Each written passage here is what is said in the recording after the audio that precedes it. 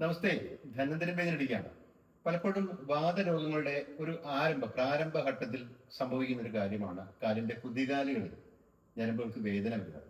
ആ കുതികാൽ വേദന വരുന്ന ഭാഗത്ത് നമ്മൾ പലപ്പോഴും ചെറിയ ഓയിൽമെന്റുകളോ അല്ലെങ്കിൽ ചെറിയ ഓയിലുകളോ അപ്ലൈ ചെയ്ത് കഴിഞ്ഞാൽ ഒരു 2-3 ദിവസം കഴിയുമ്പോഴത്തേക്ക് അത് പോകും.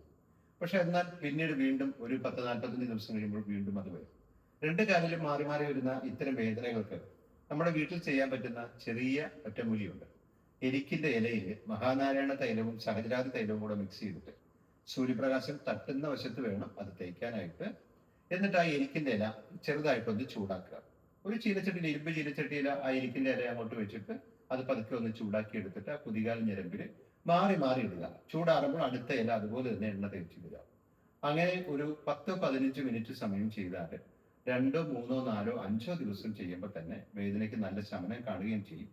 അടിക്കടി കൂടെ വരുന്ന വേദനകൾ വരാതിരിക്കാൻ സഹായിക്കുകയും ചെയ്യും.